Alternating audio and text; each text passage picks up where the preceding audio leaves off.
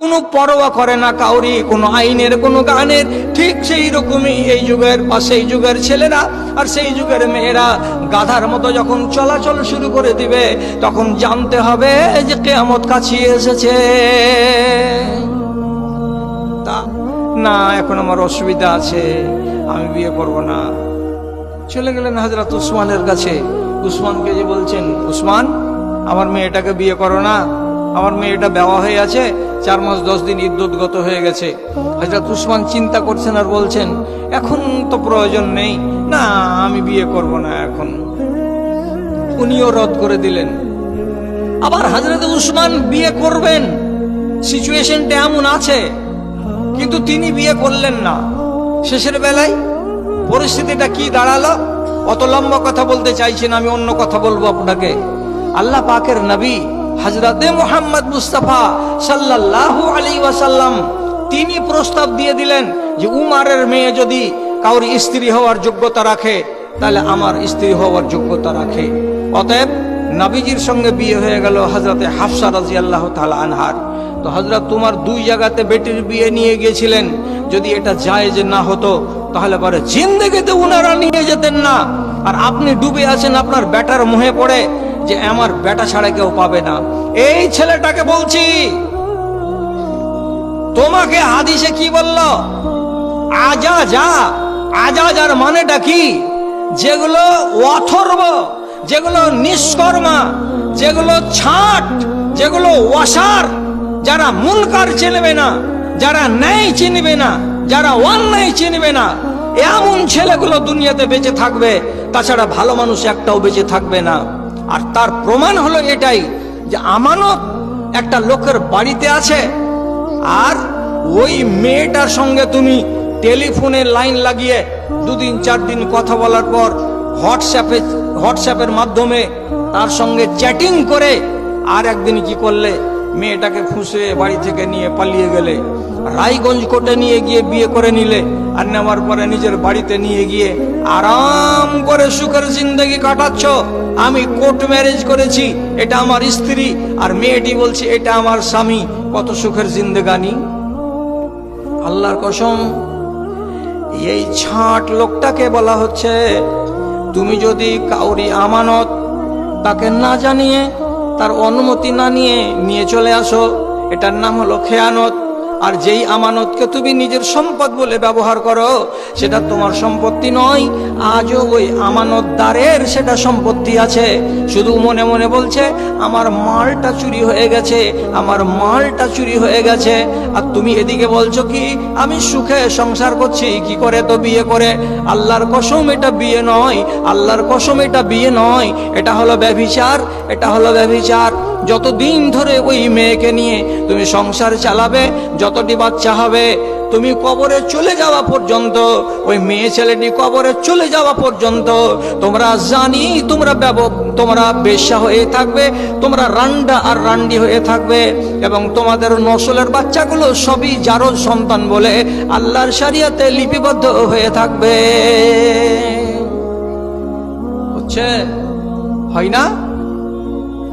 গোড়াতে কেন এই কথাটা আমার মগজে চলে এলো যে এমন কিছু দৃশ্য আমাদের চোখের সামনে ভাসছে, যেগুলো সম্পর্কে আল্লাহ পাক তার কোরআন মাজিদে 1450 বছর আগে বলেছেন, আর রাসূল করিম সাল্লাল্লাহু আলাইহি সাল্লাম 1450 বছর আগে তিনি তার পাক জবানে বলে দিয়ে চলে গেছেন। কেমন সহি সহি সহি সহি মিলে যাচ্ছে, একটু নজর দেন। রাসূলুল্লাহ বলছেন, লা ইউফনা হাজিল উম্মাত, এই উম্মতেরা অতদিন পর্যন্ত শেষ হবে না, অতদিন পর্যন্ত বরবাদ হবে না, যতদিন পর্যন্ত হাত্তা ইয়াকুমার রাজুল ইলাল বারাতে ফায়াফতারিশুহা ফিত তারিকে, যতদিন পর্যন্ত ওই দিনগুলোকে তোমরা চোখে না দেখবে রে, ততদিন পর্যন্ত তোমরা গায়রত হবে না। যতদিন পর্যন্ত এই তামাশা নিজের চোখে তোমরা না দেখবে রে, ততদিন পর্যন্ত কিয়ামত কায়েম হবে না। কি দৃশ্য দেখবে? রাসূলুল্লাহ বলছেন দৃশ্যটা এই হবে যে এক সময় ছেলে এবং মেয়ে রাস্তা হাঁটবে, হাঁটার কালে কেমন করে হাঁটবে? সহি হাদিস বলছি আমার ভাই জানেরা, আমার দাদা জানেরা, আমার খালারা, আমার দিদিরা, রাসূলুল্লাহ কি বলছেন?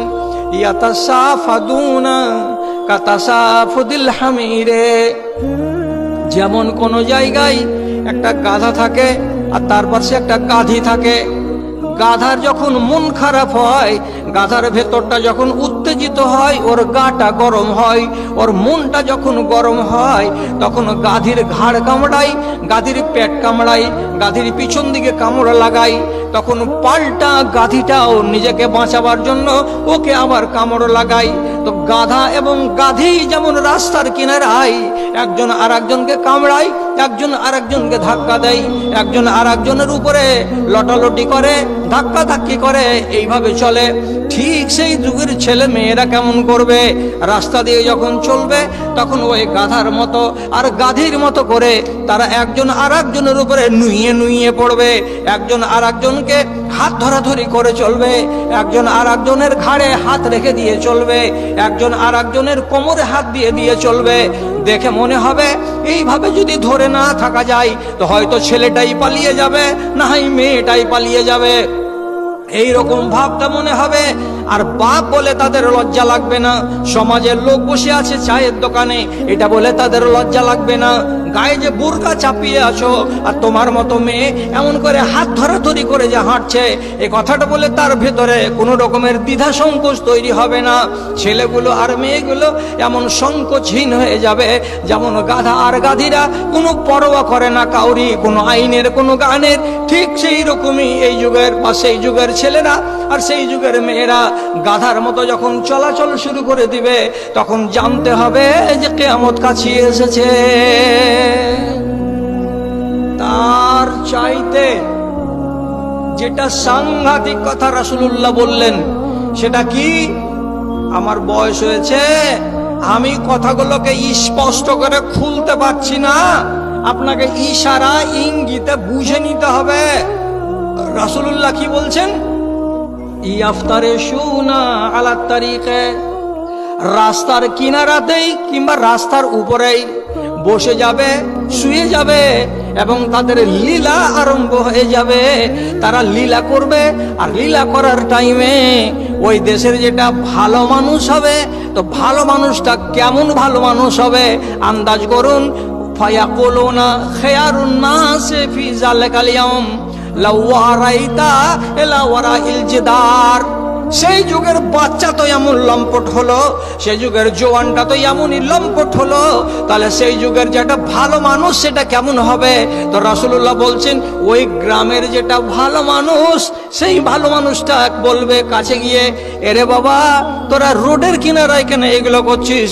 তোরা ওই বাড়িখানের কানটার দিকে, দেওয়ালের আড়ের দিকে চলে যা, যে যা করার ইচ্ছা আছে তাই করগা, রাস্তাটাকে বাদ দিয়ে তোরা যা।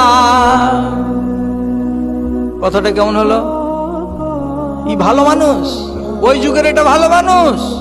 কত ভালো মানুষ হলো যে রাস্তা থেকে এগুলা করছিস রে বাবা, একটু বাহির দিকে যা, ঘরের আড়ালে চলে যা, এই যে এই দেওয়ালের পিছন দিকে নিয়ে যা, আর যাওয়ার পরে তোমাদের যা ইচ্ছা আছে তাই করোগা, রোডের কিনারাই করিও না।